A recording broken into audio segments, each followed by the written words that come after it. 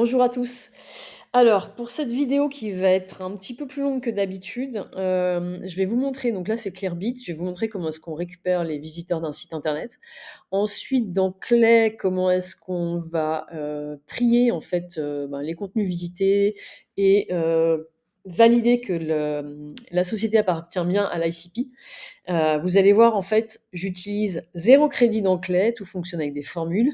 La peur souvent, et le problème des débutants dans Clay, c'est que souvent ils vont consommer beaucoup de crédit, mais une fois qu'on connaît bien Clay, on sait comment éviter ça. Et puis ensuite, je vais vous montrer un petit peu la partie enrichissement. Comment est-ce que ça fonctionne dans Faro? Faro est un outil que j'affectionne beaucoup, je trouve qu'il est hyper pratique.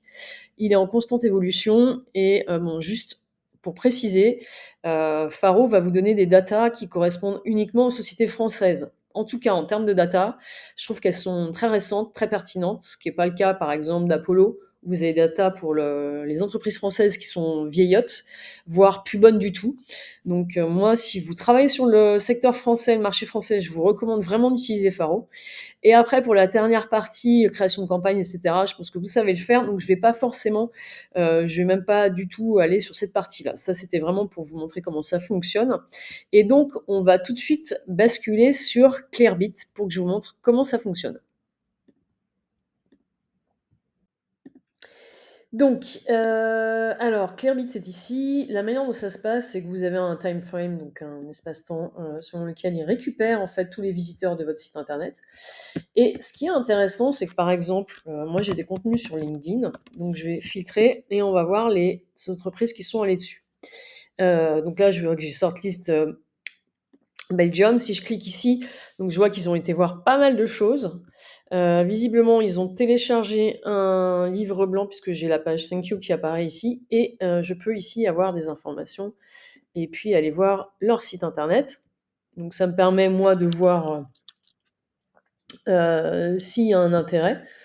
Donc là, par exemple, je pourrais scroller dans le site, etc. C'est pas le but de la vidéo, donc on va pas forcément aller sur cette partie-là. Donc, vous avez plein de data comme ça, avec des accès au site internet. Vous avez un petit peu énormément d'informations que vous n'aurez pas forcément dans l'export. Ce qu'il faut savoir, c'est que Clearbit a été racheté par HubSpot et que si vous avez un CRM HubSpot, ces données-là, vous allez les récupérer directement dans HubSpot. Si ce n'est pas le cas, vous pouvez les intégrer dans d'autres CRM. Le seul inconvénient, je dirais aujourd'hui, c'est que vous n'avez pas forcément la possibilité de l'intégrer avec un autre type de CRM si vous n'avez pas cela.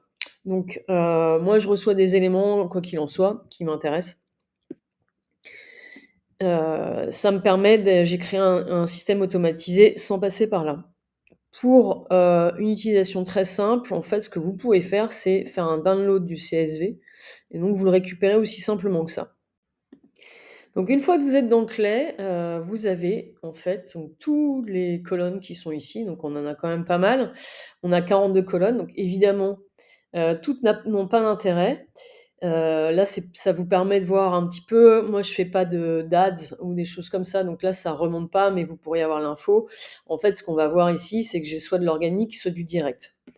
Après, je peux avoir le pays, tout en sachant, pardon, que cette donnée-là, elle n'est pas forcément valable parce que typiquement, le site Digitalisme, c'est une agence qui est basée à Lyon. Donc, je ne sais pas pourquoi il m'a mis États-Unis.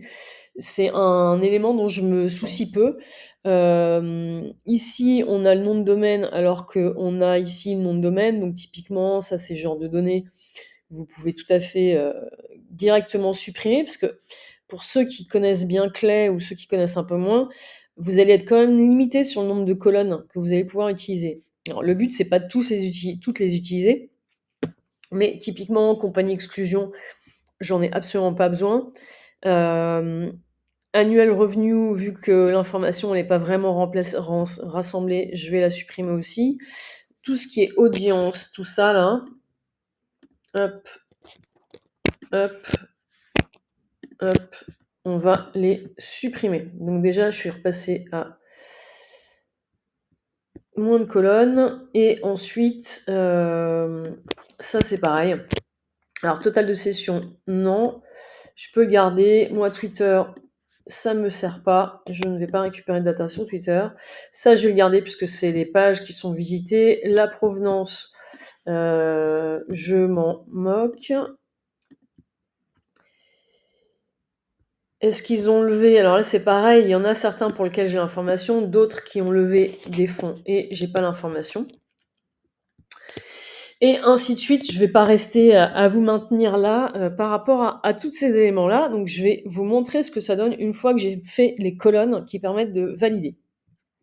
Donc, on va revenir tout de suite. Alors, pour l'une des craintes sur Clay, c'est que beaucoup de gens, surtout au démarrage, vont consommer beaucoup de crédit. Et en réalité, il y a un truc qui est top sur Clay, c'est ce qu'on appelle des formules. Donc moi, j'utilise absolument pas d'autres choses que les formules. Donc typiquement, ce que je vais faire, c'est que là, j'ai une partie industrie et je vais aller récupérer. Donc c'est soit un 1, soit un 0 quand ça appartient à des secteurs d'activité qui correspondent à mon ICP. Pour ça, il suffit d'utiliser une formule et vous allez utiliser AI et vous allez en fait faire une formule très simple qui dit if, donc le champ industry, et là vous renseignez entre guillemets les secteurs qui correspondent. Donc vous mettez entre guillemets, à chaque fois vous mettez or, parce que si vous mettez un et ou un and, il va chercher software et internet software service, et donc vous allez avoir des zéros. Donc je lui dis tu mets 1 et sinon tu mets 0. Et donc avant de valider ma formule, il affiche ici l'output. Pour moi, professional services, c'est bon, l'output is correct. Et c'est pareil pour le reste. Donc évidemment, je l'ai validé.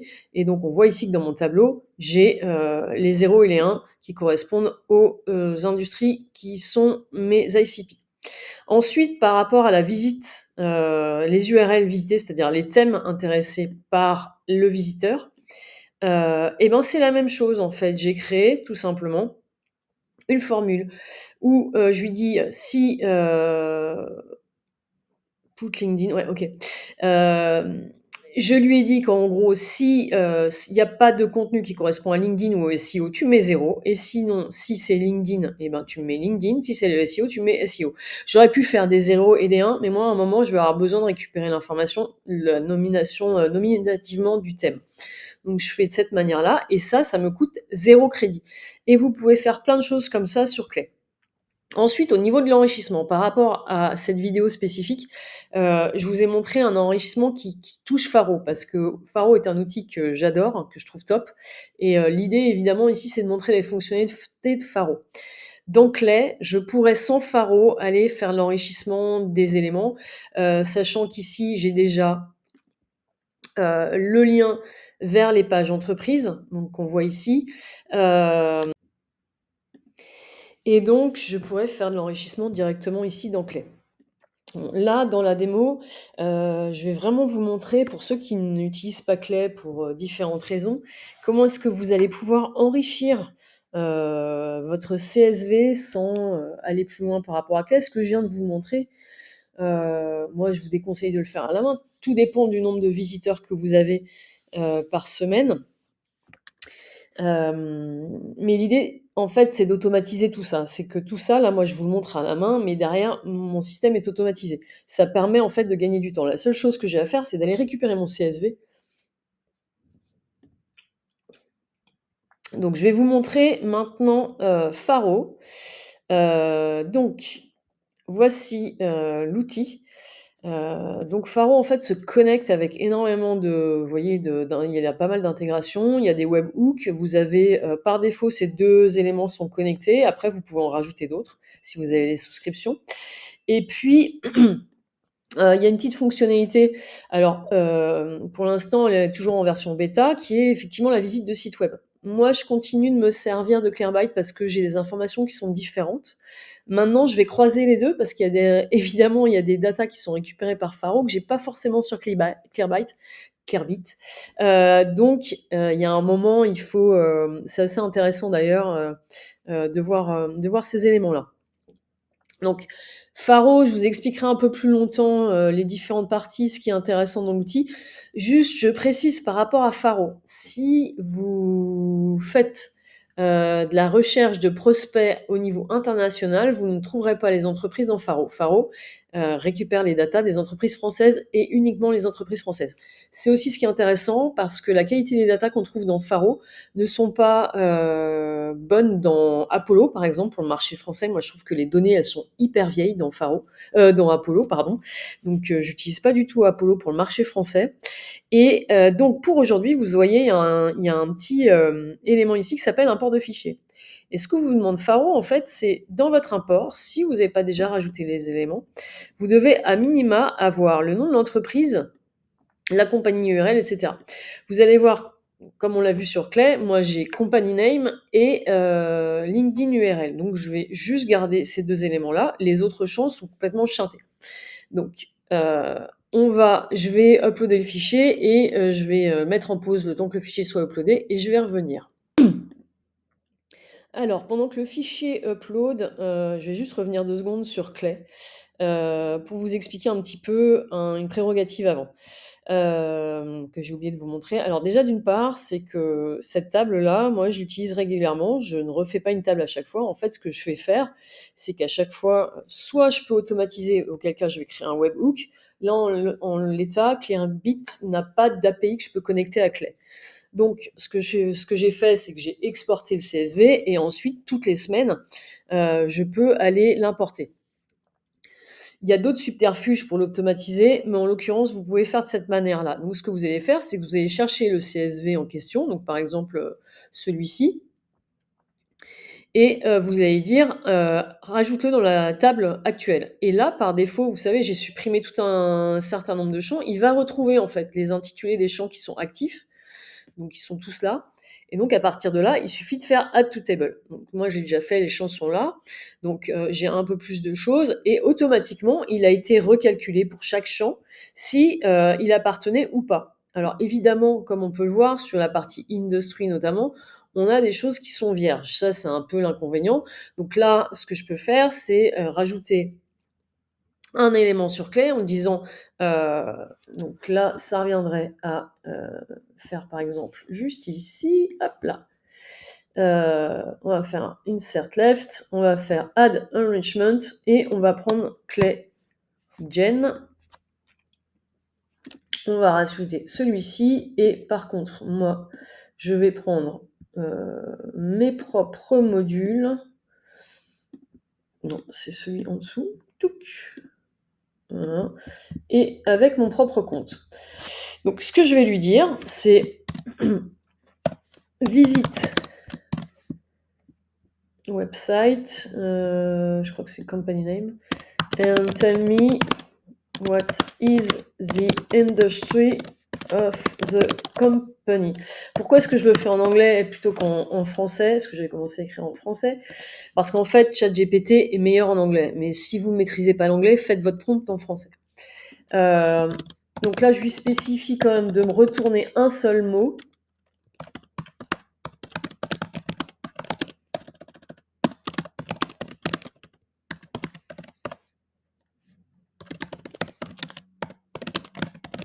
Je lui dis ça parce qu'il a tendance un peu à être très prolifique en termes de contenu et me dire alors je crois que l'industrie est non. Donc on lui demande ça. Là ici je vais renommer, donc je vais mettre identification.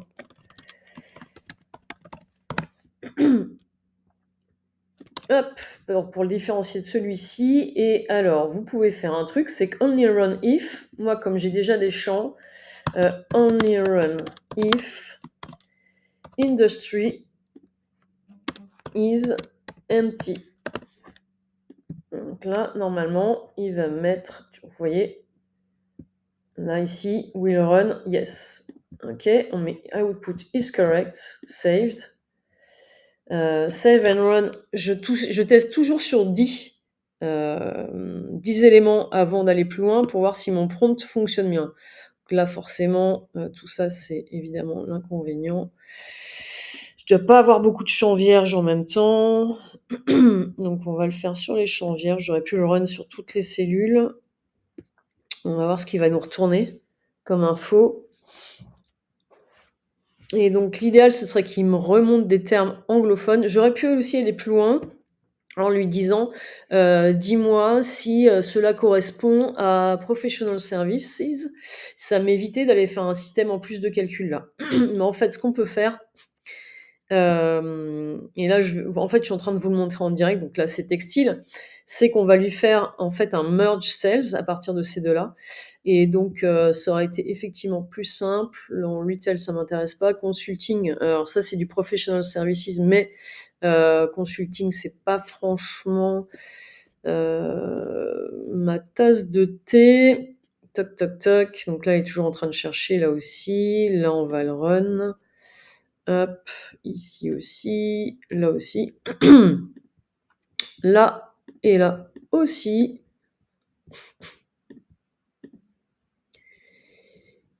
Toc.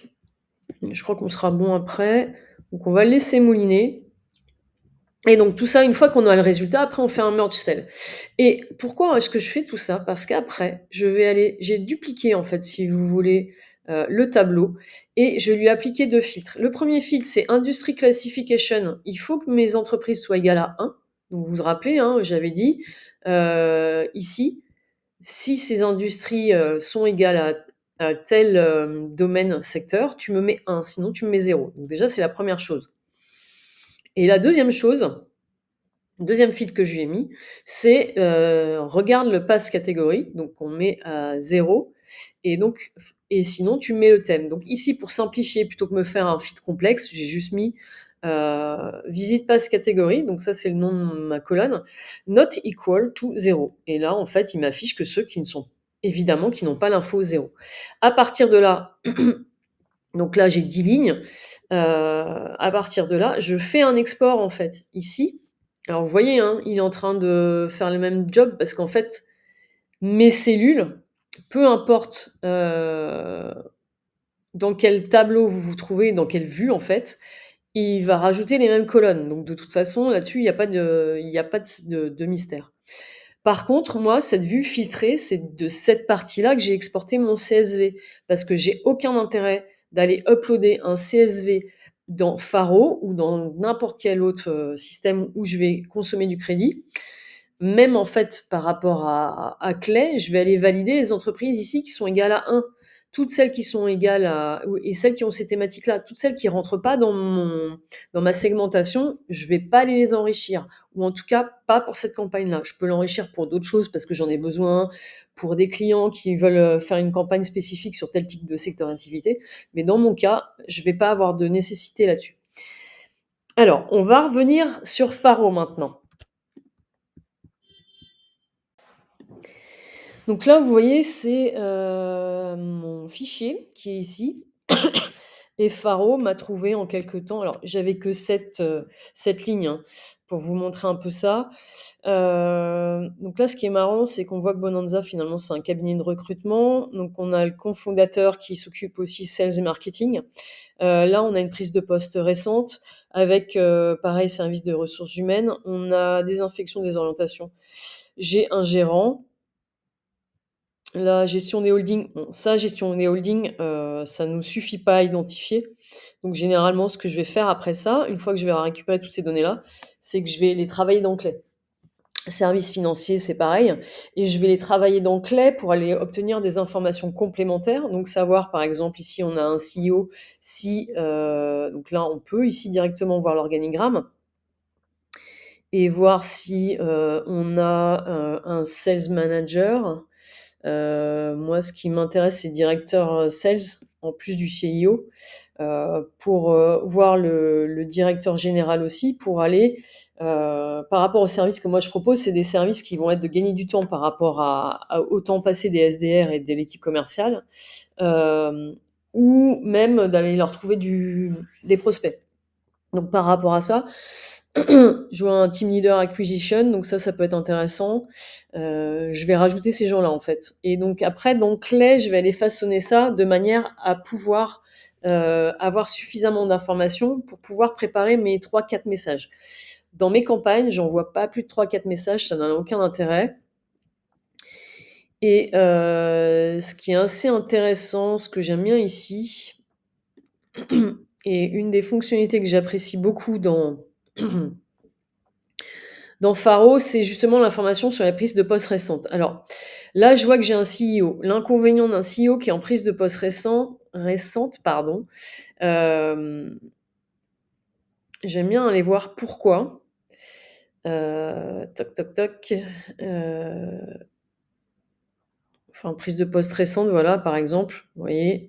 En fait, il a juste, créé un studio, il est pas vraiment sur une prise de poste récente, ça date de 2017. Donc c'est pour ça que c'est important d'aller croiser les données, peu importe l'outil que vous utilisez. Là, c'est pas forcément Faro, qui a tort, puisqu'en réalité, il y a une détection de prise de poste récente, effectivement, parce qu'en fait, les détections de prise de poste récente sur Faro, c'est de maintenant à 9 mois. On est tout à fait dans la data est correcte. Maintenant, c'est vrai que c'est là où c'est intéressant d'aller, corréler cette information avec Clay et avec un chat GPT pour vérifier qu'on est bien dans la même société, qu'il y a une réelle prise de poste récente. Parce que si je faisais un email, par exemple, alors moi, je vais pas féliciter de la prise de poste récente parce que généralement, c'est des intent data que tout le monde a et donc la personne, elle peut potentiellement recevoir 15 000 fois le même message, donc ça n'a aucun intérêt. J'essaye d'aller sur des choses un peu plus pertinentes et plus uniques. Et donc, je vais quand même aller vérifier d'autres données. Donc voilà pour l'utilisation de Faro et de Clay et de la visiteur de site. Si vous avez des questions, n'hésitez pas, je vous répondrai avec plaisir. En tout cas, si Faro vous plaît, sachez que j'ai un code spécifique pour vous permettre d'avoir un tarif, une réduction. Et donc, je vais vous le mettre en commentaire de cette vidéo. Je vous dis à bientôt pour une prochaine vidéo.